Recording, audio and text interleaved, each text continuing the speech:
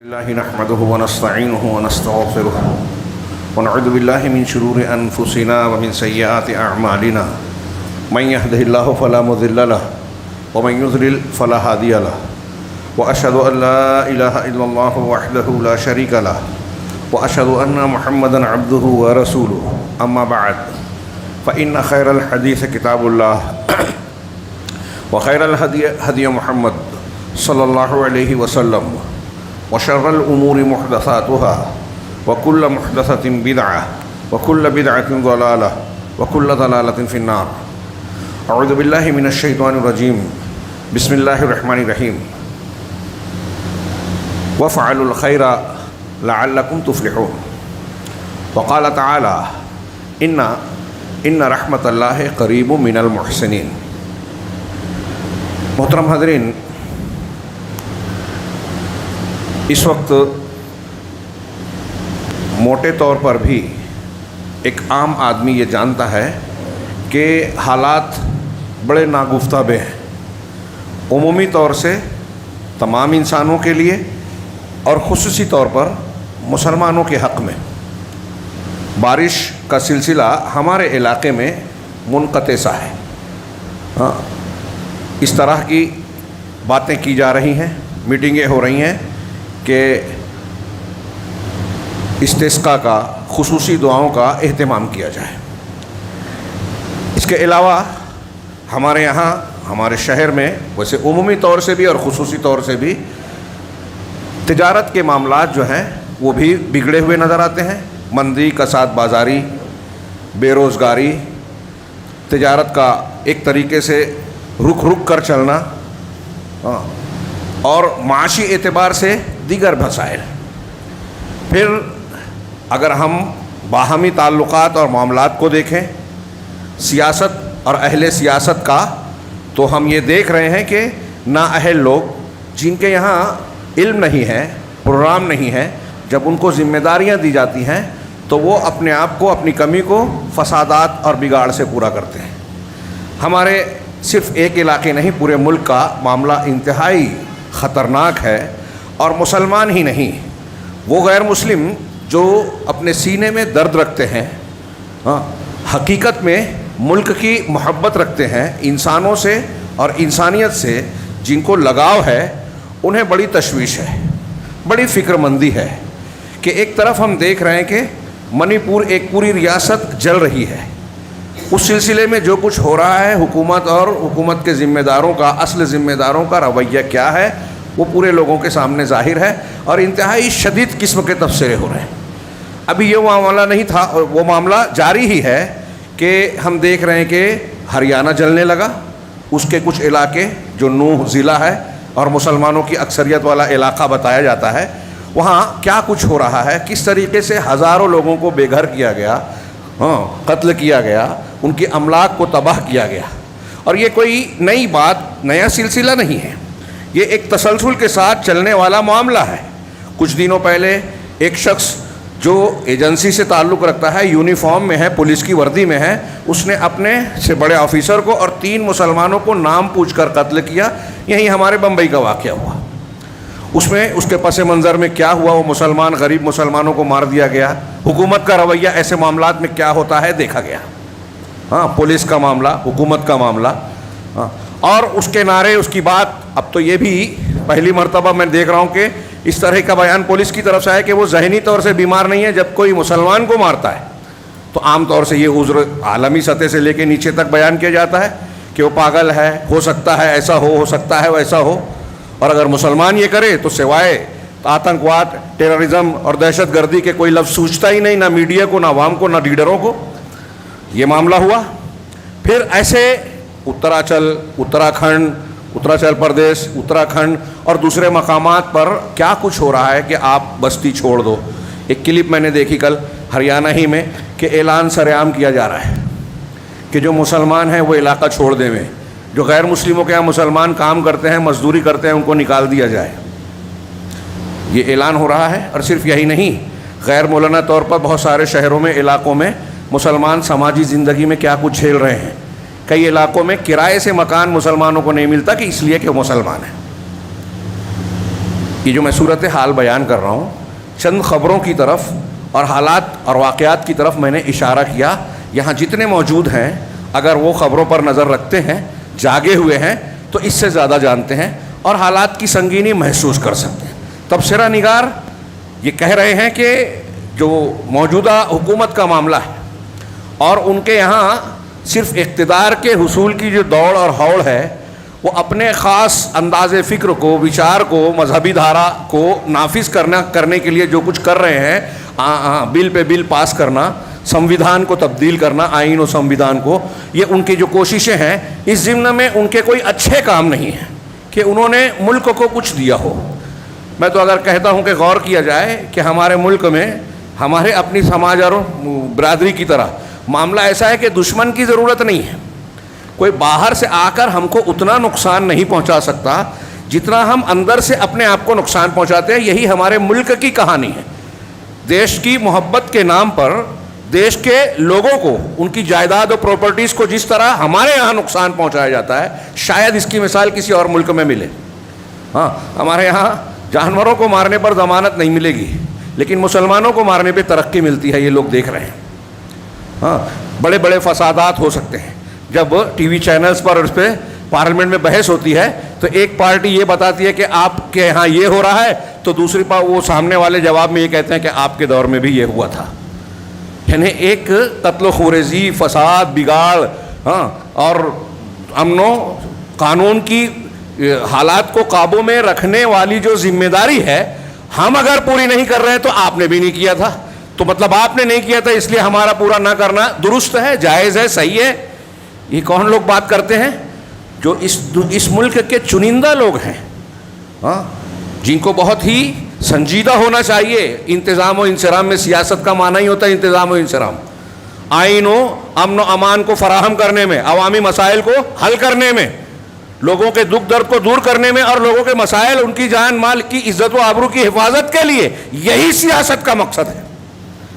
کتنے سنجیدہ ہیں اس سلسلے میں وہ نظر آ رہا ہے. یہ تو ایک عمومی حالات کی بات ہے. ہاں, میں یہ کہہ رہا تھا کہ اس تناظر میں تبصرہ نگاروں کا یہ اندیشہ ہے. میں نے خود کئی لوگوں سے سنا کہ اشارے کنائے میں یہ کہہ رہے ہیں کہ اگلا الیکشن پارلیمنٹری آتے آتے کچھ ریاستوں کا بھی ہے. ایسا لگتا ہے کوئی بڑا معاملہ ہو سکتا ہے. ہاں, صرف ہریانہ کا ایک علاقہ نہیں, پورے علاقے اور کچھ اور ریاست بھی نشانہ بن سکتی ہے. ہاں, کوئی بڑا لیڈر مار کے مسلمانوں پر یا کسی خاص طبقے پر الزام ڈال کر ہمدردی کی لہر چلائی جا سکتی ہے. کسی مندر پر, کسی عبادت گاہ پر دھماکہ ہو سکتا ہے. یہ میرے الفاظ نہیں ہیں, غیر مسلم اینکر کے الفاظ ہیں کہ ایسا کچھ بھی ہو سکتا ہے, کیونکہ ان کے کھاتے میں اب پھر سے اقتدار میں آنے کے لیے, عوام کے پاس جانے کے لیے کوئی مضبوط چیز بنیاد ہے ہی نہیں. ہاں, ہر طرف پریشانیاں ہیں. اور اب لوگوں کی یہ سمجھ میں آ رہا ہے کہ جو لوگ مسلمانوں کو ٹارگیٹ کرتے تھے وہ صرف مسلم مخالف نہیں ہیں, وہ دیش پر ضرب لگا رہے ہیں. نچلی طبقات, ہاں, اور چھوٹے دلتوں اور نچلی جاتیوں کے سلسلے میں بھی ان کا معاملہ اخلاص والا نہیں ہے کہ ان کو کچھ بنانا چاہتے ہیں, تعمیر اور ترقی کے راستے پہ لے جانا چاہتے ہیں. یہ پوری صورتحال, تھوڑا سا مختصر وقت ہوتا ہے اور میں سنگینی بتانے میں تھوڑی سی بات زیادہ کر دیا. ہاں, حالانکہ ابھی بھی حالات کا پوری عکاسی میں نے نہیں کی. اشارہ کیا ہے کہ حالات کتنے نازک ہیں. اور میں گزشتہ کئی خطابات میں یہ جملہ بار بار کہتا ہوں کہ ہمارے ہاں عام آدمی ہی نہیں, خاص لوگ بھی ڈرے سہمے ہیں, اور اس ڈر خوف کی وجہ سے وہ مختلف مقامات پر اپنے موقف, اپنے ضمیر, اپنے ایمان سے سودے بازیاں بھی کر رہے ہیں. ہم دیکھ رہے ہیں کہ ایک مسجد کا معاملہ گیا, دوسرے کا اٹھایا جا رہا ہے, تیسرا پیدا کیا جاتا ہے.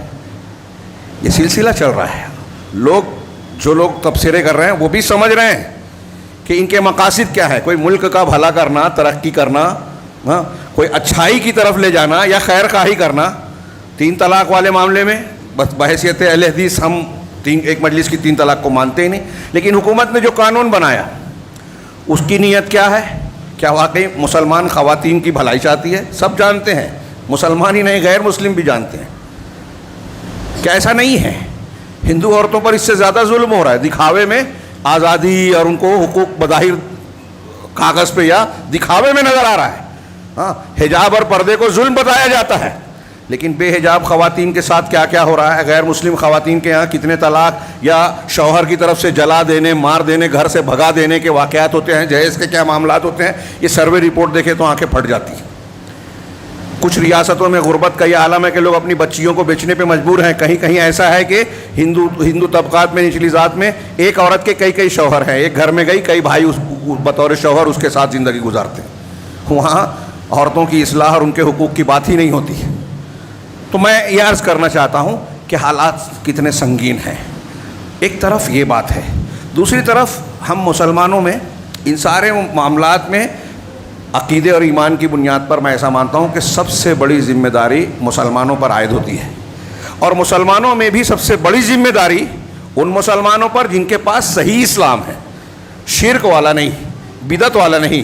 شرک اور بدعت والے، تصوف اور اس کی دکان چلانے والے مسلمان حقیقت میں اسلام کی دکان چلا رہے ہیں۔ جو اللہ اور اس کے رسول صلی اللہ علیہ وسلم کی تعلیمات، جو آسمان سے نازل ہونے والے خالص دین کے حامل طبقہ ہے اس دنیا میں روئے زمین پر، اور وہ اس کا نمائندہ آج اہل الحدیث اور سلفی گروہ ہے، اور اس گروہ سے دنیا کے ہر باطل کو، ہر دوسرے مذہب کو اور ہر بدعتی کو جو ہے بغض ہے، عناد ہے، اصل نشانہ یہی ہے ہر ایک کا۔ یہ بھی میں پہلی بار نہیں کہہ رہا ہوں، اور یہ تو روایتوں میں سلف نے کہا ہے کہ روئے دنیا کے اندر کوئی بھی بدعتی ہو وہ اہل الحدیث سے بغض ضرور رکھے گا۔ کیوں؟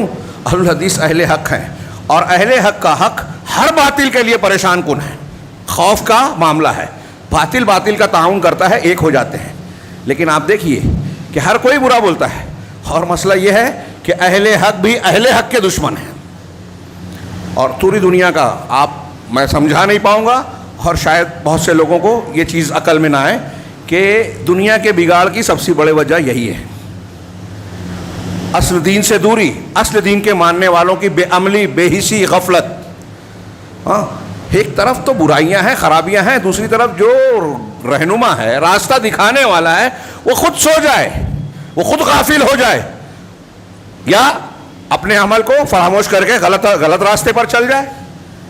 خیر، نظام کائنات اللہ چلاتا ہے، ہم نہیں کریں گے، اللہ دوسروں کو پیدا کر دے گا۔ یہ میں محاسبے کے طور پر ایک بات کہہ رہا تھا، اور یہ سچ ہے کہ ایک طرف تو یہ اتنی سنگینی ہے، پھر بھی قوم و ملت کا ایک طبقہ سویا ہوا ہے، دوسری طرف جو بیدار بھی ہیں، جن کو یہ احساس ہے کہ حالات بڑے نازک ہو چکے ہیں، مسلمانوں کے لیے پھر سے خطرات کے بادل منڈلا رہے ہیں، اور ابھی نوح ہے، ابھی اتراکھنڈ ہے، ابھی جو ہے ٹرین میں حملہ ہے، ایسے اور واقعات چلتے پھرتے ہمارے یہاں ہو سکتے ہیں۔ پردے والی عورتوں کے لیے خطرات ہو سکتے ہیں، داڑھی والے مردوں کے لیے خطرات ہو سکتے ہیں، پلس جو ہے ہماری دین، فکر اور یہ تعلیم کے نام پر کالجز میں اور دوسری جگہوں پر جو ارتداد کی لہر چلی ہے، یہ کوئی اور نیا موڑ لے سکتا ہے۔ ایسے بہت سے معاملات ہو سکتے ہیں، یہ سب کو سمجھ رہا ہے، لیکن اس کے باوجود جو ہے جب جو طبقہ جاگ بھی رہا ہے، یہ سوچتا ہے کہ مسئلے کا حل ہونا چاہیے، مسلمانوں کو تحفظ ملنا چاہیے، تو وہ ان راستوں پر، ان حل کے طریقوں پر زیادہ محنت کرتا ہے جس میں حل ہے ہی نہیں، یا ہے تو جزوی طور پر ہے، صرف تسلی کا سامان ہے، اور اس راستے کو اختیار کرنے کے لیے تیار ہی نہیں ہے جو رب العالمین اور اس کے رسول جناب محمد رسول اللہ صلی اللہ علیہ وسلم نے ہمیں اور آپ کو دیا ہے کہ اس راستے کو اختیار کرو گے تو تمہارا معاملہ دنیا میں بھی اور آخرت میں بھی ٹھیک ٹھاک ہوگا۔ ہم سنتے ہیں، بیان کرتے ہیں، مانتے نہیں ہیں۔ کیسے؟ گزشتہ کئی ہفتوں سے میں اس موضوع کے مختلف پہلوؤں پر گفتگو کر رہا ہوں، دعا، بد دعا، احساس ذمہ داری، بچوں کی تربیت، ضمناً میں نے یہ باتیں الگ الگ خطبوں اور خطابات میں بیان کی ہے۔ آج میں اسی کا ایک پہلو یہ بیان کر رہا ہوں جو میں نے قرآن کی آیتوں کے 2 ٹکڑے 2 جگہوں سے پڑھے۔ پہلا سورہ حج کی جو آیت سجدہ ہے، میں نماز پڑھنا، رکوع کرنا، قرآن پڑھنا، یہ سب ذکر ہے، سجدہ کرنے کا ذکر ہے، اور آخری جملہ ہے وَافْعَلُوا الْخَيْرَ لَعَلَّكُمْ تُفْلِحُونَ، اللہ کا فرمان جس پر ہمارا ایمان ہے، اور اگر اس کو ہم نے غلط سمجھا، غلط مانا تو ایمان سے باہر، کیونکہ قرآن کا انکار ہوگا۔ اللہ کی بات غلط ہو ہی نہیں سکتی، یہ ہمارا یقین ہے۔ اللہ کیا کہہ رہا ہے؟ خیر، بھلائیاں کرتے جاؤ، وَافْعَلُوا الْخَيْرَ، نیکیاں، بھلائیاں کرو، لَعَلَّكُمْ تُفْلِحُونَ، شاید تم کامیاب ہو جاؤ، یا ترجمہ یہ کیجئے کہ تاکہ تم کامیاب ہو جاؤ۔ سمپل، کوئی عام سے عام آدمی ہے جو اس جملے کا مطلب نہیں سمجھا؟ اللہ کا فرمان یہ ہے کہ فلاح پانا ہے، کامیابی چاہیے، اگر ہم سکسیس ہونا چاہتے ہیں تو کیا راستہ ہے؟ نیکیوں کا راستہ ہے، نیکی کا راستہ. اب نیکیاں کیا کیا ہیں؟ بہت لمبی فہرست بن سکتی ہے. وجوہ خیر، خیر کے راستے، طریقے، شکلیں بہت ساری ہیں. ہاں، دوسرا فرمان. اب اس وجوہ خیر میں سے میں تھوڑی ایک آدھ چیز کو بیان کرنا چاہتا ہوں. جیسے نماز، روزہ، حج، زکوٰۃ، یہ عبادات ہیں، معاملات ہیں. آپس کے تعلقات کے سلسلے میں میں آج کے خطبے میں صرف تھوڑا سا توجہ دلانا چاہوں گا کہ اس پر غور کریں. کیوں توجہ کا لفظ کیوں استعمال کر رہا ہوں؟ کہ ہم ان چیزوں کو نہیں جانتے ایسا نہیں ہے، یہ تذکیر ہوگی. میں نے دوسری آیت جو پڑھی ٹکڑا، اِنَّا رحمت اللہ قریب من المحسنین. ہاں، یقیناً اللہ کی رحمت محسنین کے قریب ہوتی ہے. محسنین احسان، احسان کا اسم فاعل اور اس کی جمع ہے محسن، اسم فاعل سے. اور احسان کسے کہتے ہیں؟ ایک احسان تو اللہ کے ساتھ جو ہم عبادت میں کریں. رسول اللہ صلی اللہ علیہ وسلم نے حدیث جبریل میں بیان فرمایا ان تعبد اللہ کأنک تراہ فإن لم تکن تراہ فإنہ یراک. اللہ کی تم یوں اس طرح عبادت کرو جیسے تم اسے دیکھ رہے ہو، ورنہ یہ کہ وہ تمہیں دیکھ رہا ہے. یہ آدمی کے اندر اخلاص، اللہ کا ڈر، ادب و احترام، شریعت کا پابند بنانے والی صفت اور مزاج پیدا کرتا ہے. جب ہم یہ عقیدہ رکھیں کہ اللہ ہمیں ہر وقت دیکھ رہا ہے، ہم اللہ رب العالمین کے سامنے، تو یہ احسان عبادت میں ہوا. اور یہ بھی ضروری ہے معاملات کو سدھارنے کے لیے. دوسرا احسان جس کی میں بات کر رہا ہوں، ہاں، وہ یہ ہے کہ بندوں کے ساتھ، ہم مخلوق کے ساتھ احسان کریں. اس میں بطور خاص انسان، اور پھر احسان جانوروں کے ساتھ بھی ہوگا، دوسروں کے ساتھ بھی ہوگا، غیروں کے ساتھ بھی ہوگا، ہر کسی کے ساتھ. ہر ایک کے درجات ہیں. ماں باپ کے ساتھ احسان اور حسن سلوک سب سے اہم، سب سے اوپر مخلوق میں، باہمی تعلقات میں ان کے حقوق سے بڑھ کر اللہ اور رسول کا حقوق کی حیثیت. پھر رشتہ داروں کا حسب قربت، پھر پڑوسیوں کا، وہ مسلم ہو غیر مسلم ہو، پھر اور لوگوں کا. اس طریقے سے احسان کے درجات ہوں گے. کیسے احسان کیا جاتا ہے؟ احسان ہمارے ہاں جب بولا جاتا ہے تو عام طور سے پہلے مرحلے میں صرف مالی طور سے کسی کی مدد کرنے والا تصور ابھرتا ہے. یہ شامل ہے احسان میں. لیکن آپ اپنی علمی صلاحیت، اپنا دماغ، اپنا قول، اپنا فعل، دوڑ دھوپ کرنا بغیر پیسہ لگائے، کسی کے کام کے لیے دوڑ دھوپ کرنا، اپنے فعل کے ذریعے سے، اپنے مال کے ذریعے سے جو صدقہ و خیرات کی شکل میں ہوتا ہے، کسی بھی طریقے سے جو اپنی چیز ہے دوسروں کے لیے خرچ کریں، یہ احسان ہے. آسانی سے سمجھانے کے لیے میں نے ایک آسان تعریف کی کہ مالی اعتبار سے، قولی اعتبار سے، فعلی اعتبار سے آپ کسی بھی طریقے سے کسی دوسرے کو فائدہ پہنچانے کی کوشش کریں، بھلائی کا سلوک کریں، یہ احسان ہے. اللہ رب العالمین نے اس احسان کے بدلے کا بہت جگہ ذکر کیا قرآن مجید میں. الذین احسنوا للذین احسنوا الحسنى، للذین احسنوا الحسنى وزیادہ. اس پر میں نے ان آیتوں پر خطبہ دیا ہے اس سے پہلے غالباً جعفر نگر مسجد میں، کہ جو لوگ احسان کرتے ہیں ان کے لیے حسنہ ہے، بہترین اجر. حسن اور حسین کا اس میں تفضیل ہے، بہترین، احسن کی مؤنث، حسنہ. حسنہ ہے، بعض علماء نے کہا جنت، بہترین بدلہ ہے. وہ زیادہ اور اس سے زائد بھی ہے. اللہ رب العالمین کے دیدار سے اس کی تفصیل کی گئی. تو اگر ہم اچھا سلوک کریں گے، احسان کریں گے، تو اللہ کہہ رہا ہے کہ بہترین بدلہ ملے گا. اور صرف آخرت کی بات نہیں ہے، دنیا کی. صحابہ کرام اور سلف کے لیے کافی تھا کہ اللہ رسول کی طرف سے یہ کہا جائے کہ یہ عمل کرو گے تو جنت ملے گی، کافی تھا. ہمارے ہاں اتنا کافی نہیں ہے، کیونکہ ہم کو جنت سے پہلے دنیا کی اہمیت ہے. منہ سے نہ بولیں لیکن ہمارا عمل یہ کہتا ہے کہ اجر و ثواب آخرت کا اگر بتایا جائے تو ہمارے اندر وہ تحریک پیدا نہیں ہوتی. دنیا کا فائدہ بتایا جائے تو تحریک پیدا ہوتی ہے. بہت افسوس کی بات ہے. آخرت کا فائدہ جن چیزوں میں بتایا گیا، جب ہم اس کو اختیار کریں گے تو دنیا کا فائدہ خود بخود ضمناً ملے گا. خیر، اسی طرح ایک آیت جو بہت مشہور ہے، آپ میں سے اکثر کو یاد ہوگی، هل جزاء الاحسان الا الاحسان، کہ احسان کا بدلہ، بھلائی کا بدلہ بھلائی ہی ہے. یہاں میں نے آیت پڑھی کہ اللہ کی رحمت محسنین کے قریب ہوتی ہے. ہاں، اب مسلمانوں کے ابھی جو میں نے حالات اور نقشے کھینچے، گولی مار دیا جا رہا ہے، گھر سے نکالا جا رہا ہے، کاروبار میں یہاں سے بھاگ جاؤ, گھر چھوڑ دو, دکان بند کر دو, حملہ ہو رہا ہے, املاک تباہ, جس پر آدمی اترا رہا ہے, کروڑوں کی جائیداد لمحوں میں جو ہے پھونک دی گئی. ایسے بہت سے لوگ ہیں اور ایسا بار بار ہوا ہے.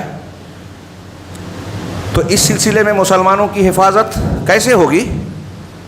دوسری چیز کوئی ہو نہ ہو, ذرائع اسباب ہیں وہ سب, اور ان ذرائع پر حکمرانی اللہ کی ہے. ہمارے لیے کوئی کھڑا ہوگا کب؟ جب اللہ کھڑا کرے گا. ہمارے لیے بچاؤ کا سامان کوئی بنے گا کب؟ جب اللہ بنائے گا. ہاں, اگر اللہ نہ چاہے تو ہمارے والد, ہمارا سگا بھائی, ہماری بیوی, ہمارا بیوی کے لیے اس کا شوہر اور قریب سے قریب ہمارا رشتہ دار ہو, ہم کو فائدہ نہیں پہنچا سکتا ہے نا. اللہ نے کیا نقشہ کھینچا ہے. ہاں, فلولا ان کنتم غیر مدینین, ہاں, وہ جو سورہ واقعہ کے آخر میں آپ کی آنکھوں کے سامنے آپ کا قریبی آدمی دم توڑتا ہے, ہاں, اس کی روح قبض ہو رہی ہے, دیکھ رہے ہیں آپ, بڑی محبت ہے لیکن کچھ نہیں کر سکتے, بے بس ہوتے, کچھ نہیں کر سکتے. اگر اللہ نہ چاہے کچھ نہیں ہوگا, یہ ہم جانتے ہیں, مانتے ہیں. بڑے سے بڑا ڈاکٹر آپ پوری فیس دینے کے لیے, ہر کو خرچ کرنے کے لیے تیار ہے, لیکن وہ کہتا ہے کہ مجھے جو کرنا تھا کر سکتا تھا میں نے کیا, اب اوپر والے کے ہاتھ میں.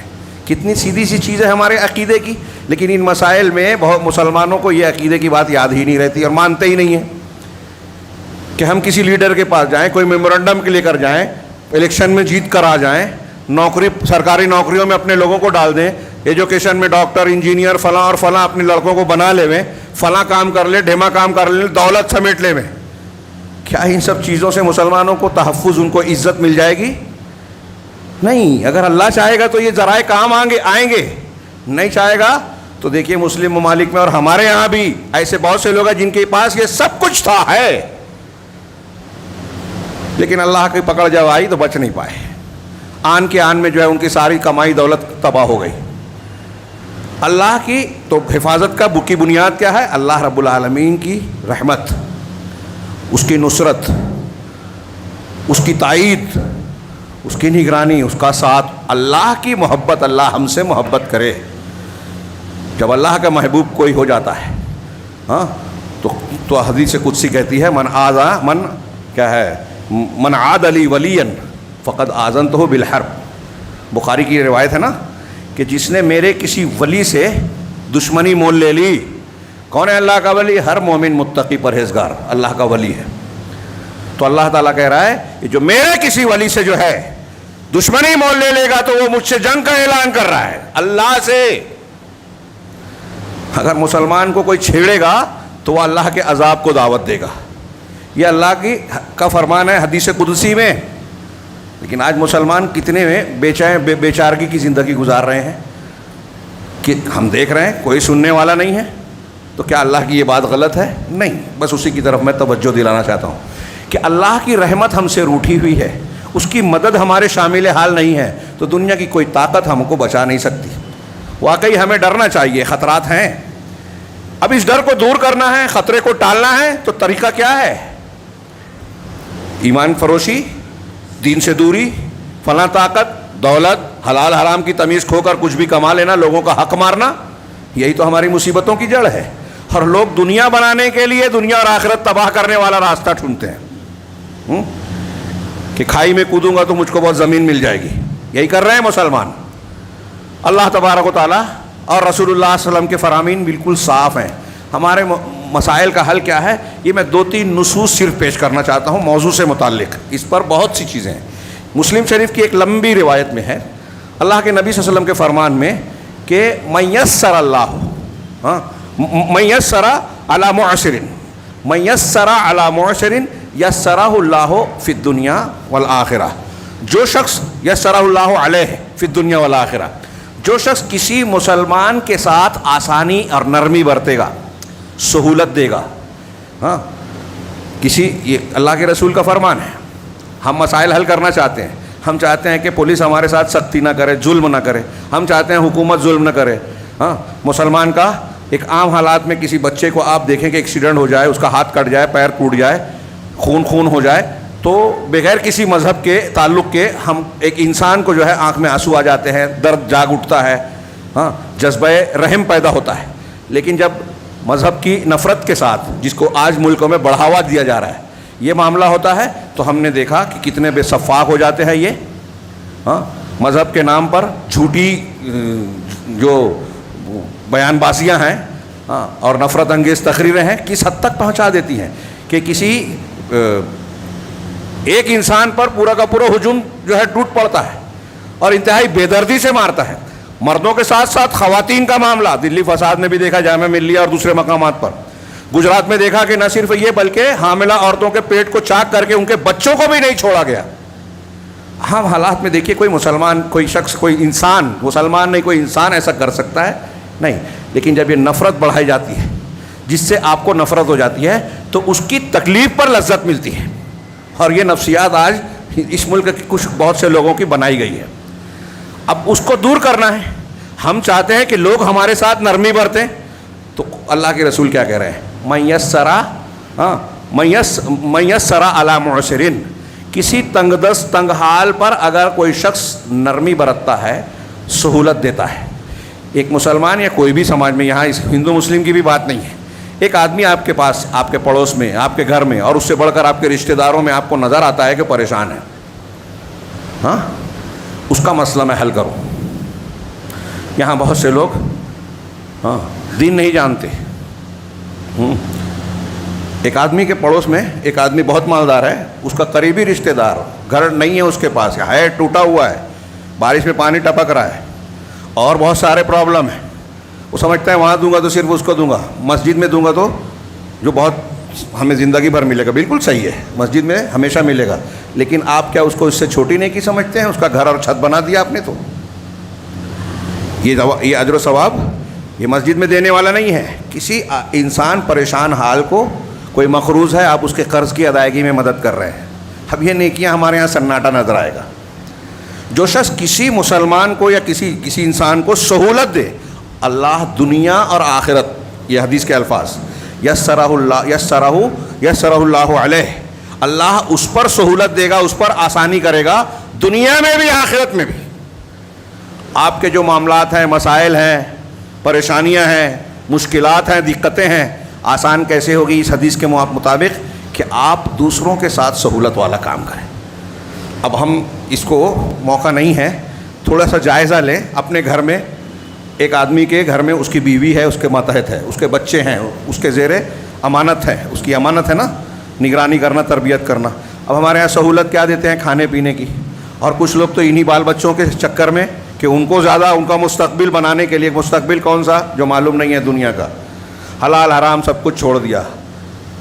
اور آج ایک مسلمان ایسا لگتا ہے اتنا ہی دنیا دار ہے جتنا غیر مسلم ہے. آخرت کو جیسے مانتے ہی نہیں ہے. اور ہر کسی کی دوڑ اور ہوڑ لگی ہوئی ہے دنیا کمانے میں، دولت کمانے میں، اور وہ اسی کو کامیابی سمجھتا ہے، اسی پر اپنی پوری توجہ، دوڑ دھوپ اور بھاگ دوڑ کی بنیاد رکھتا ہے. سب کچھ اسی کے لیے کہ پیسہ کما لیں، دولت کما لیں، بنا لیں. لیکن اس کا راستہ بھی اگر آپ دیر پا چاہتے ہیں مفید اور برکت والا، تو دین اور نیکیوں کے ساتھ ہی گزرے گا. وَفْعَلُوا الْخَيْرَ لَعَلَّكُمْ تُفْلِحُونَ. اور اس چکر میں ہمارا حال کیا ہے؟ اللہ کے رسول صلی اللہ علیہ وسلم فرما رہے ہیں جو کسی مسلمان پر سہولت کرے، ہمارا ادارے میں چلے جائیے کسی بھی اکائی میں، تو دماغ یہ بنا ہوا ہے کہ ہم اپنے سے نیچے والوں پر سختی کریں گے تو کام چلے گا. اللہ اور رسول کی بات کنارے، ان کو زیادہ سمجھتا ہے. ہمارا مزاج ہے جس کی جو سمجھ میں آ گیا، اور پھر آپ اس کو سمجھا نہیں سکتے. قرآن حدیث کسی کو بدل نہیں پا رہے ہیں آج ہم میں سے کسی کو، جو ہم مانتے ہیں، جو جہاں ہیں وہی ہیں. اللہ رب العالمین نے، اللہ کے رسول میں، وَمَنْ سَتَرَ مُسْلِمًا سَتَرَهُ اللَّهُ فی الدنیا والآخرہ، جو کسی مسلمان کی ستر پوشی کرے گا. کسی مسلمان کا کوئی عیب ہم کو معلوم پڑ گیا، آپ کا دوست ہے، جماعت کا کوئی آدمی ہے، کوئی عالم ہے، حافظ ہے، بڑا آدمی ہے، بزرگ ہے، مسجد کا ٹرسٹی ہے، فلاں ہے، ڈھیما، کوئی بھی ہو، عام مسلمان ہو، غریب ہو، برے قسم کا انسان ہو، مسلمان ہے، اگر اس کا عیب آپ کو معلوم پڑ گیا، اللہ کے رسول فرما رہے ہیں اس عیب پر آپ نے پردہ ڈال دیا، چھپا دیا، لوگوں میں بیان نہیں کیا، تو اللہ دنیا میں بھی تمہاری ستر پوشی کرے گا اور آخرت میں بھی. ہم میں سے کون ہے جو 100% ہے؟ کوئی ایسا ہے جس کے اندر عیب نہ ہو، برائی نہ ہو، خرابیاں نہ ہو؟ اور کتنے عیب ہیں جو ہمارے چھپے ہوئے ہیں. اوپر سے ہم صاف ستھرے دکھ رہے ہیں، اندر سے کیا کیا داغ دھبے ہیں. ہر کوئی کا معاملہ. کیا جتنے بیٹھے ہیں وہ یا جو سنیں وہ بتائیں کہ ہمارے وہ عیب جو چھپے ہوئے ہیں ہمیں اچھا لگے گا کہ دنیا کے سامنے آئے؟ اگر ہم چاہتے ہیں ہمارے یہ عیب چھپے رہیں تو ہمیں یہ چاہیے کہ ہم دوسروں کا عیب چھپائیں. لیکن یہ کون مانتا ہے؟ ہمارا سماج، دوسروں کو نہیں. ہم اپنے آپ پر غور کیجیے اور تھوڑی دیر کے لیے آج واٹس ایپ، ٹویٹر، فیس بک والے اس پہ جائیے تو کسی کا کل تک جو معاملہ چھپا ہوا رہتا تھا، کسی کا عیب کسی کو پڑھتے جائے، تھوڑی سی دشمنی اور ناراضگی ہو جائے ہاں تو وہ بہت چالاکی کیا کرتے ہیں کہ میرا نام نہ ہے، دوسروں کے نام سے، دوسروں کے موبائل سے، ایسے ذریعے سے چالاکی کہ بھائی ہم کو کوئی پکڑ نہ پائے. ہاں فیک آئی ڈی بنا کر دوسروں کے عیب کو بے نقاب کرنا، چوری چھپے اس کی کوئی ایسی تصویر لے لی جس میں اس کی بے عزتی ہو سکتی ہے یا شک شبے کو بڑھاوا دیا جا سکتا ہے اور اس کو لوڈ کر دیا، لوگوں میں دنیا میں پھیلا دیا. ایک لڑکی، ایک بچی، ایک بیوی کو اگر کسی نے اس طرح کے کوئی عیب کو جان لیا تو ہمارے یہاں سوشل میڈیا پہ لوگ ڈال دیتے ہیں. اس کے خاندان پر کیا گزر رہی ہے، اس کے شوہر، اس کے بھائی، اس کے بیٹے پر کیا گزرے گی. آپ اپنے آپ پر قیاس کیجیے کہ میرے گھر میں ایسا معاملہ ہو تو مجھ پر کیا گزرے گی. ہاں جب آپ یا ہمارے سماج اور معاشرے میں یہ ہو رہا ہے کہ نہیں ہو رہا ہے. ان جملوں کو الٹا کر دیجئے. اللہ کے رسول نے فرمایا کہ جو کسی مسلمان پر سہولت دے گا اللہ اس کو سہولت دے گا. اس کا الٹا مطلب کیا ہوا کہ جو مسلمانوں پر سختی، لوگوں پر سختی کرے گا اللہ اس پر سختی کرے گا. جو لوگوں کے عیب کو لوگوں میں بانٹے گا، پھیلائے گا، اللہ اس کو بھی بے عیب کر دے گا. ایک حدیث میں ہے کہ جو کسی کے پیچھے پڑتا ہے مسلمان کے، اللہ اس کے پیچھے پڑ جائے گا، اور اللہ جس کے پیچھے پڑ جائے وہ اپنے گھر کے اندر کیوں نہ بیٹھا ہو اللہ ذلیل کر دے گا. یہ ہو رہا ہے، اجتماعی طور سے یہ معاملات ہو رہے ہیں. اچھا یہ کام بہت کمال ہے ہمارے یہاں لوگوں کی تسلی اور صلاحیت کا کہ ساری بے راہ رویاں کریں گے اور اسلام ہاتھ میں رہے گا، جنت ہاتھ میں رہے گی. میں کسی پہ تنقید کر رہا ہوں کہ وہ ایسا ہے وہ ویسا ہے، میں دین کے لیے کر رہا ہوں، یہ بول رہا ہوں. کوئی بھی ہمارے یہاں جتنے لوگ شرارت کرتے ہیں، کسی کی بے عزتی کرتے ہیں، غیبت کرتے ہیں، چغلیاں کرتے ہیں، اس کی عزت سے کھیلتے ہیں، کوئی ایک آدمی کی بات نہیں کر رہا ہوں، ایک عمومی بات. تو آپ دیکھیے جب ان سے بات کریں گے تو وہ یہ ظاہر کریں گے کہ یہ ساری فساد انگیزیاں وہ دین کی تبلیغ، دعوت اور جماعت کو طاقت دینے کے لیے کر رہے ہیں، حالانکہ نقصان پہنچا رہے ہیں، اپنا بھی جماعت کا بھی، اللہ کے عذاب کو دعوت دے رہے ہیں. اور یہ ایک شخص ہمارے سماج میں کر رہا ہے، کوئی بولنے والا نہیں. ہم شکوہ کرتے ہیں حکومت کا، پولیس کا، اس کی وجہ جو ہے مسلط ہونے کی. میں نے اس سے پہلے بار بار پیش کیا جو علماء کہتے ہیں قرآن کی آیت کی روشنی میں، اعمالکم اموالکم، تمہارے اعمال تمہارے حکام ہیں، جیسا تمہارا عمل ویسے تمہارے حکمراں ہیں. یہ ان حدیثوں اور حقائق کی ترجمانی ہے. آپ اگر مسلمان کی پردہ پوشی کرو گے تو اللہ دنیا میں آپ کی اور آخرت میں آپ کی پردہ پوشی کرے گا. اب جب آپ لوگوں کے عیوب کو بیان کر رہے ہیں، سوشل میڈیا پہ ڈال رہے ہیں، وہ چاہے نام چھپا کے ڈال رہے ہیں، اللہ نہیں جانتا، تو آپ کے عیوب کو بھی اسی طرح سوشل میڈیا پر اچھالا جائے گا. ہاں اور اچھال رہے ہیں قومیں. اگلا جملہ اسی حدیث کا، واللہ فی عون العبد ما کان العبد فی عون اخیہ. بہت کم ٹائم بچا، مضمون پورا باقی ہے. غور کیجئے یہ ایک جملہ، اللہ بندے کی مدد میں ہوتا ہے جب تک بندہ اپنے بھائی کی مدد میں ہوتا ہے. الٹا کیجئے اسی کو، موقع نہیں ہے تفصیل کا، کہ جب بندہ لوگوں کی مدد نہیں کریں گے آپ تو اللہ آپ کی مدد نہیں کرے گا. ہاں سمپل. تو آپ کی مدد اللہ کیوں کرے، ہماری مدد کیوں کرے؟ مدد کرنے کے لیے کچھ اوصاف، کچھ تقاضے ہیں، کیا ہم پورا کر رہے ہیں؟ یہ ایک حدیث کے ایک بیچ کے 2-3 جملے میں نے پیش کیے. دوسری روایت اللہ کے نبی صلی اللہ علیہ وسلم کے تعلق سے ہم جانتے ہیں. جب آپ پر پہلی، یہ بھی لمبی حدیث ہے بخاری کی، صحیح بخاری کی 2-3 مقامات پر تھوڑے الفاظ کے فرق سے، اور آپ بہت مرتبہ سن چکے ہیں. ہاں جب آپ کو وحی آئی ہیرا میں، حضرت جبریل سے پہلی وحی لے کر جب گھر لوٹے، آپ گھبرائے ہوئے تھے، تو آپ نے حضرت خدیجہ الکبریٰ رضی اللہ تعالی عنہا جو ام المومنین تھی، اس وقت تنہا تھی، ان سے کہا کہ خشیت علی نفسی، مجھے اپنے نفس پر خوف، خشیت محسوس ہو رہی. ہاں واقعہ پھر فاخبر الخبر، اور پوری بات بتائی کہ میرے ساتھ آج ایسا ہوا. تو حضرت خدیجہ الکبریٰ ایک خاتون ہیں، ابھی ایمان اور نبوت آ رہی ہے، یہ اس سے پہلے ایک خاتون اپنے تجربے مشاہدے کی بنیاد پر یہ جملہ جو بول رہی ہیں غور کرنے کی بات ہے، ہمارے لیے درس ہے اور اس موضوع سے متعلق ہے کہ ہم کو اگر چاہیے کہ ہم بے عزت نہ ہوں، اللہ کی مدد ملے تو کیا ہونا چاہیے۔ اللہ کے رسول صلی اللہ علیہ وسلم کے حق میں حضرت خدیجۃ الکبریٰ کہتی ہیں رضی اللہ عنہا کہ کلا ابشر واللہ، کلا ابشر فواللہ انکا لتصل الرحمہ وتصدق الحدیث وتحمل الکل وتکسب المعدوم وتقری الضیف وتعین علی نوائب الحق۔ یہ ایک جگہ کے بخاری کے الفاظ ہیں کہ آپ خوش ہو جائیے، ایسا ہرگز نہیں۔ آپ جو کہہ رہے ہیں کہ مجھے اپنے نفس پر خطرہ ہے، ڈر ہے، تو یہ ڈر نہیں ہے، آپ جو ہے خوشی بشارت قبول کیجئے۔ تو کیونکہ اللہ کی قسم آپ تو ایسے ہیں جو رشتوں کو جوڑتے ہیں۔ ایک ٹائم نہیں ہے اس لیے کوئی تفصیل نہیں، صلہ رحمی ہمارے یہاں رشتہ جوڑا جاتا ہے یا کاٹا جاتا ہے۔ حدیثوں میں ہے رشتہ اگر جوڑو گے تو رزق میں اور عمر میں برکت ہوگی، رشتہ کاٹو گے تو ظاہر سی بات ہے کہ یہ برکت نہیں ہوگی۔ رشتہ جوڑو گے تو اللہ تبارک و تعالیٰ نے کہا ہے کہ صلہ رحم، کہا تھا کہ تم جو مجھے جوڑتا ہے تو اللہ رحمان تو اسے جوڑ، اور جو اللہ نے کہا کہ رحمان رحم میں نے رحمان سے بنایا رشتہ، جو مجھے جوڑے گا میں تو اسے جوڑوں گا، جو تجھے جوڑے گا میں اسے جوڑوں گا، جو تجھے کاٹے گا میں اسے کاٹوں گا، اور رشتہ کاٹنے والا جنت میں نہیں جائے گا۔ یہ سب حدیثوں میں ہے۔ تو اللہ کے رسول کی پہلی صفت بتائی حضرت خدیجہ نے کہ آپ رشتہ جوڑتے ہیں، تصل الرحم وتصدق الحدیث، اور سچ بولتے ہیں، عام حالات میں سچ بولتے ہیں۔ ہمارے یہاں جھوٹ بولا جاتا ہے، جھگڑا لگانے کے لیے جھوٹ بولتا ہے، دوسروں کی عزتوں سے کھیلنے کے لیے جھوٹ بولا جاتا ہے، اور نہ جانے کیا کیا۔ وتحمل الکل، لوگوں کا درماندہ لوگوں کا بوجھ اٹھاتے ہیں، جو پریشان حال ہے ان کا بوجھ اٹھاتے ہیں۔ اس کا کئی معنی ہو سکتا ہے، کئی طریقے سے لوگوں کے بوجھ کو اٹھایا جا سکتا ہے۔ وتقری الضیف، اور آپ مہمان نوازی کرتے ہیں، مہمان کی میزبانی کرتے ہیں۔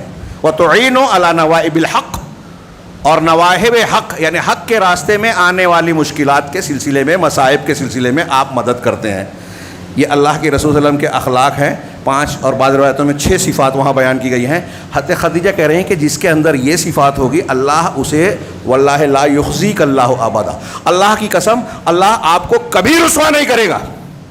مطلب جو ایسا ہوگا رسوائی بے عزتی اس کی ہو ہی نہیں سکتی، اور ہماری ہو رہی ہے۔ ہمارے یہاں تسلی کا سامان ہے کہ ہم کچھ فضائل پہ عمل کرتے ہیں۔ میں اکثر یہ بات کہتا ہوں کہ دین کا جنت کا شارٹ کٹ ہم نے ڈھونڈ لیا، لوگ بتاتے بھی ہیں، جھوٹی حدیثیں، بدعت، خرافات، یہ کام کر لو اس کے بعد کتنا بھی گناہ معاف کر دے گا، اتنے ہزار فرشتے آپ کی مغفرت کی دعا کریں گے، تو اس کا مطلب یہ ہوا کہ ہم نے وہ نیکی کر لی، اب اس کے بعد حرام کھا لیا، سودی لین دین کر لیا، زنا کر لیا، کس کا حق مار لیا، چغلی کی، غیبت کی، لوگوں کو تکلیف پہنچائی، لوگوں پر ظلم کیا، اپنے ماتحتوں کے حقوق کو ہڑپ کر لیا اور سارا معاف۔ یہ نہیں ہے صحیح، اللہ کی رحمت اس سے نہیں ملتی۔ یہ ابھی حضرت خدیجۃ الکبریٰ کے بیان سنیے۔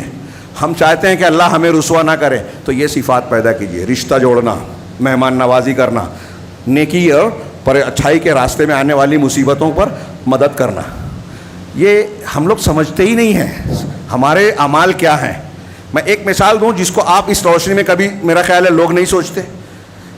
جماعت ہمارے یہاں جس شکل میں بھی ہے، ایک میٹنگ ہوتی ہے، اس میں ایک فیصلہ ہوتا ہے، جماعت کے لوگ جو بھی وہاں جمع ہیں، پہلے تو لوگوں کو فرصت نہیں ہے کہ وہاں جا کے مشورہ دیں، بات کریں، جماعت کے لیے نہیں ہے، ذمہ دار بنا دیا، سمجھتے بھائی جماعت ہے، اور وہ کچھ بھی کریں تنقید ضرور ہوگی، اور کوئی تنقید کرے گا تو ہمارے یہاں کوئی دفاع نہیں کرے گا۔ یہ حق کے راستے میں مدد کے خلاف۔ آپ حق کے راستے میں مدد کرو گے تو آپ کو اجر ملے گا، اللہ بے عزتی نہیں دے گا، اور آپ کوئی حق کے خلاف کام کرتا ہے، کرنے والے کی ٹانگ کھینچتا ہے، تو آپ خاموش رہتے ہیں۔ اب آپ میٹنگ میں گئے نہیں، ایک فیصلہ ہو گیا، ایک مشورے پر طے ہوا، اور اس کے دوسرے دن جیسے ہی پتہ چلتا ہے تو ہمارے یہاں یہ نہیں پوچھا جاتا کہ جو میٹنگ میں بیٹھے تھے وہ شعور والے تھے کہ نہیں تھے، انہوں نے مختلف پہلوؤں پر غور کیا کہ نہیں کیا، یہ فیصلہ کیا تو کیوں کیا۔ فوراً اپنی قابلیت کا مظاہرہ کرنا شروع، غلط کیا، ایسا نہیں کرنا تھا، یہ کیوں کیا، وہ ایسا نہیں کرنا تھا، اور تقریریں شروع، مخالفتیں شروع، اور لوگ سنتے ہیں۔ لوگوں کا ہمارا وقت اس میں زیادہ جاتا ہے۔ ہاں، غور کیجئے تھوڑی دیر کے لیے، کاش میرے پاس وقت ہوتا۔ میرے ہاتھ میں جو کاغذ ہے اس میں شیخ عبد الرحمن بن ناصر السعدی نے احسان اور معافی کی مختلف شکلیں بیان کی کہ اگر آپ اللہ کی مدد چاہتے ہیں تو احسان کرنا ہوگا، اللہ کے ساتھ، عبادات میں اور لوگوں کے ساتھ، اور بہت سارے فائدے ہیں. ابھی یہی کہ اللہ محسنین کو پسند کرتا ہے. قرآن میں اللہ کی محبت چاہیے تو احسان والا بننا پڑے گا. اللہ کی رحمت محسنین سے. اللہ کی رحمت اگر ہمارے پاس ہم کو نہیں ملے گی تو دنیا اور آخرت کہیں بھی کامیاب ہو ہی نہیں سکتے، جنت میں جا ہی نہیں سکتے. اور اللہ کی رحمت چاہیے تو احسان کرنا ہوگا. احسان کے بدلے میں احسان ملتا ہے. اب احسان کی شکلیں بہت ساری ہیں، وقت نہیں ہے.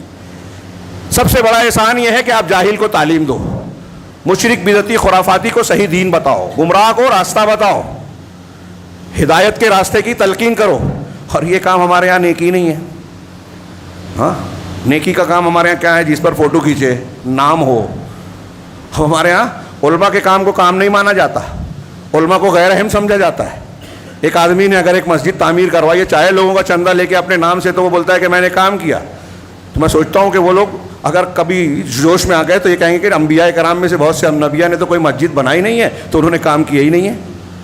ہاں، انبیاء کا کام کیا تھا؟ دعوت، توحید کا پھیلانا، شرک سے روکنا. یہ بنیاد ہے. ہاسپٹل بنانا، فلاں چیز بنانا، یہ کرنا، یہ سب اس بنیاد اور اس مقصد کے ذرائع ہیں، اصل نہیں ہے. یہ دھیان رکھیں. اور آج کے جاہل جو ہے وہ ذمہ دار بن جاتے ہیں، بڑے بن جاتے ہیں، تو وہ سمجھتے ہیں کہ ہم جو کہہ رہے ہیں وہی صحیح ہے، کتنی بھی جہالت والی باتیں کریں. میں کسی خاص شخصیت پہ ٹارگیٹ نہیں کر رہا ہوں. مسلمانوں کا اور ہمارا اور آپ کا ہر معاملہ بگڑا ہوا ہے اسی طریقے سے. ہم دین کو دین کی طرح نہیں سمجھتے، اپنی تسلی کے طور پر اختیار کرتے ہیں کہ اتنا کر لیا، جنت مل گئی، اب ہم کو سرٹیفکیٹ مل گیا کہ اچھے کاموں کی مخالفت کریں، کسی کا حق ماریں، کسی پر تنقید کریں، ہماری جنت پکی ہے. بہت بڑی غلط فہمی ہے. دنیا میں جہنم کا منہ دیکھ رہے ہیں ہم، تو سوچنا چاہیے کہ جب یہاں اللہ ہماری نہیں سن رہا ہے، ہم کو اللہ کی مدد نہیں مل رہی ہے، کاٹے جا رہے ہیں، مارے جا رہے ہیں، لوٹے جا رہے ہیں، بے عزت کیے جا رہے ہیں، تو مرتے ہی اللہ کی رحمتیں ملنے لگے گی. کیوں ہے یہ ایک زندہ دل مسلمان اگر ہوگا تو محاسبہ کرے گا، جائزہ لے گا. اب احسان کی شکلوں میں یہ بھی ہے کہ آپ لوگوں کے ساتھ بھلائی کریں، بیوہ، یتیم، مسکین کے کام آئیں، اپنے رشتہ داروں کے ساتھ اس نے سلوک کرے، رشتوں کو جوڑے، دوڑ دھوپ کرے. جہاں نیک کام کسی کی سفارش سے آپ کی سفارش سے کسی کو فائدہ ہو سکتا ہے تو فائدہ پہنچائے. کوئی اچھا کام کر رہا ہے تو اس میں مددگار بنے. صدقہ و خیرات، مال کا جتنا بھی خرچ لوگوں پر ہوتا ہے، یہ سب احسان ہے. اور خاص طور سے دینی مشروعات میں مسجد کی تعمیر ہے، مدارس کا معاملہ ہے، دعوت و تبلیغ کا کام ہے، غربا اور مساکین کے پیٹ بھرنے کا، یتیموں اور ضرورت مندوں کا انتظام کرنا، جاہل لوگوں کی تعلیم کا انتظام کرنا. یہاں بھی دیکھیے، میرے جملے سے نکلا، میں ابھی پیچھے سے کئی مرتبہ کہہ رہا ہوں، لیکن یہاں بھی کسی کے سر پر جو نہیں رہی تھی. آپ بولتے رہیے. ہاں، سیٹھ صاحب کے پاس آگے جا کے تب سے رہ رہے، یہ سب علماء بولے، علماء کی سنیں گے تو کچھ نہیں کر پائیں گے. ہاں صحیح بات ہے، جو آپ کرنا چاہتے ہیں وہ نہیں کر پائیں گے. حلال حرام، صحیح غلط، ظلم. بخیر ڈونیشن کے ایک چھوٹے بچے کا کے جی میں آج ہمارے سماج میں داخلہ نہیں ہوتا اور لوگ کہتے ہیں تعلیمی بیداری ہے. کتنے لوگ گھر بیٹھ جاتے ہیں. ہاں، جو پڑھ لیتے ہیں وہ قوم کے کتنے خادم بنتے ہیں. بڑا ایک مستقل موضوع ہے، انشاءاللہ پھر کبھی میں بیان کروں گا. اب احسان یہ ہے کہ آپ تعلیم میں لوگوں کو مدد کریں، آپ تعلیم میں رکاوٹ بن رہے ہیں. احسان یہ ہے کہ آپ مسلمان کی سطر پوشی کریں، آپ مسلمان کی عزت اچھال رہے ہیں. اور خاص طور سے جو دین کا کام کر رہے ہیں نا، اس کی غیبت چغلی کرنے والے زیادہ ہیں. شیطان کے چیلے ہیں یہ لوگ، کیونکہ دین کو نقصان پہنچانے والا. جیسے ایک آدمی کو اللہ نے مکلف کیا تبلیغ کریں، اصلاح کریں. اب جو اصلاح کر رہا ہے آپ اس کی مخالفت کر رہے ہو، تو آپ اصلاح کی ضد پر کام کر رہے ہو. اس کے الٹ ہمیں احسان کرنے پر اللہ کی مدد، ساتھ اور نصرت ملے گی. یہ قرآن حدیث کہہ رہا ہے. احسان کی ضد کیا کیا ہے؟ دوسروں کو تکلیف پہنچانا. مسلمانوں میں یہ زیادہ ہے یا احسان زیادہ ہے؟ احسان کی ضد کیا ہے؟ بد اخلاقی، بدسلوکی، اعراض، بخیلی. ہاں، یہ احسان، جیسے احسان کی جو میں نے شکلیں بتائی کہ یہ شکلیں ہیں، اس کے الٹ کیا کیا ہے؟ ہاں، جھوٹ بولنا، غیبت کرنا، دوسروں کی عزت کو داغدار بنانے کی کوشش کرنا، دوسروں کے عیب کو بے نقاب کرنا. ہاں، احسان کر بھی دیا تو احسان جتانا، یہ احسان کی ضد ہے. اب تھوڑی دیر کے لیے، وقت زیادہ ہو گیا، میں معافی چاہ رہا ہوں، یہی بات ختم کر رہا ہوں، لیکن میں تھوڑی دیر کے لیے یہ جملہ کہوں گا کہ جائزہ لیجئے کہ جو کچھ میں نے بیان کیا، اس کے تناظر میں ہمارے سماج اور معاشرے میں، ہمارے گھر میں، رشتہ داروں میں، جماعت میں، ہاں، مسلم کمیونٹی میں، الگ الگ مسلک سے تعلق رکھنے والے لوگوں کے باہمی تعلقات میں احسان کا رویہ زیادہ ہے یا احسان کی ضد زیادہ ہے؟ اگر ہم چاہتے ہیں کہ مسلمانوں کے لیے خطرات ٹلیں، عزت ملے، جو لوگ مسلمانوں کے خلاف مختلف منصوبوں پر کام کر رہے ہیں، ہمیں مار دینا چاہتے ہیں، ہمارے مذہب کو تبدیل کرنا چاہتے ہیں، ہر طرف مل کر، بعض جگہ بہت مشکل نظر آتی ہے، سب ملے ہوئے نظر آتے ہیں، حکومت ہی نہیں، جو ایجنسیاں ہیں، محکمے ہیں، میڈیا ہے، خاص لوگ ہیں، پولیس ہے، یہاں تک کہ اب ججوں کا معاملہ مشکوک نظر آتا ہے، اور ایسے مختلف مقامات پر. لیکن اس کے باوجود میں یہ بات کہوں گا کہ یہ ساری چیزیں ڈرنے کی نہیں ہیں. ڈر اس سے مت پیدا کیجئے، ڈر اللہ کا لائیے کہ اگر اللہ ہم سے ناراض ہے نا تو پوری دنیا ہماری دشمن ہے، پوری کائنات ذرہ ذرہ چونٹی چونٹی ہماری دشمن ہو سکتی ہے، کیونکہ چونٹی بھی بد دعا کرتی ہے گناہ کرنے والوں کو، ہر چیز بد دعا کرتی ہے، اور بارش رکتی ہے، گناہوں سے بارش رکتی ہے، توبہ کرنے سے بارش آتی ہے. استغفروا ربکم انہ کان غفارا. وقت زیادہ ہو گیا، میں اس پر بھی بولنا چاہتا تھا، ٹائم نہیں. کہ آپ چاہتے ہیں بارش شروع ہو، آپ چاہتے ہیں اللہ کی رحمت آئے، تو گناہوں سے توبہ کیجئے، نیکیاں کیجئے. لیکن میں یہ بات کہہ رہا ہوں، آپ سن رہے ہیں، ہماری سمجھ میں آتا ہے. ایک عام مسلمان بھی کہتا ہے کہ ارے مسلمانوں میں جھگڑا ختم نہیں ہوگا. مسلمانوں نہیں، دو لوگوں میں جھگڑا ہے نا، گھر میں باپ بیٹے کا، تو ہم اس کو سمجھا نہیں سکتے جو ظالم ہے، کیونکہ وہ ظالم ظلم کرنے کے باوجود یہ کہہ رہا ہے کہ میں انصاف پر ہوں. جو میں نے ابھی کہا کہ گناہ کرنے والا قتل بھی کر لیتا ہے تو اس کے پاس ہمارے ہاں عذر ہے. قیامت کے دن یہ منہ بند ہوگا اور ہاتھ پیر جب بولیں گے تب سمجھ میں آئے گا شاید، کہ کوئی کتنا بھی بڑا گناہ کرتا ہے اس کے بعد بھی وہ نیک ہے، صالح ہے. بیچ والا جو ہے آدمی جاتا ہے تو پریشان ہو جاتا ہے کہ ان دونوں کا جھگڑا ہے، اس کی بھی کوئی غلطی نہیں ہے، اس کی بھی کوئی غلطی نہیں ہے، تو پھر کس کو پکڑا جائے. یہ ہمارے ہاں ایک اہم مسئلہ ہے. اس لیے یہ معاملہ اس لیے ہے کہ ہمیں اللہ کا ڈر نہیں رہا، اللہ کے پاس جواب دہی کا احساس نہیں رہا. ہاں، ہم زبان درازی سے، چر زبانی سے اپنے غلط کو صحیح بھی کہتے ہیں، تو یہ سمجھ لیجئے کہ اور زیادہ اپنے اوپر جو ہے اللہ کے عذاب کو دعوت دینے کی بات کر رہے ہیں. اللہ رب العالمین سے دعا ہے کہ وہ ہماری ہمیں اپنی اصلاح کی توفیق عطا فرمائیں. ہمیں جو آج بہت بڑی کمی ہے کہ غلطی کو غلطی ماننے کا جو جذبہ ہے، یہ جرأت اور یہ بہادری بہت کم لوگوں میں ہے. اللہ تعالیٰ ایسی بہادری ہمارے اندر دے کہ ہم اپنی غلطیوں کو غلطی مانیں، سمجھیں، اور جب سمجھیں گے تبھی توبہ ہوگی، تو توبہ کریں اور پھر اصلاح کریں. ایسا جب ہم کریں گے اور نیکیوں کے راستے پر چلیں گے تو اللہ تعالیٰ کا یہ وعدہ ہے وَفْعَلُوا الْخَيْرَ لَعَلَّكُمْ تُفْلِحُونَ. نیکیاں بھلائیاں کرتے جاؤ تاکہ تم کامیاب ہو جاؤ. کامیابی نیکیوں میں ہے. اگر آپ گناہ کرنے کے بعد حرام کما رہے ہو، گناہ کرنے کے بعد اقتدار حاصل کر رہے ہو، کسی کی عزت سے کھیلنے کے بعد، کسی کا حق مارنے کے بعد پراپرٹی اور بینک بیلنس آپ نے بڑھا لیا، تو اس غلط فہمی میں مت رہیے، ہرگز مت رہیے کہ آپ کامیاب ہو گئے.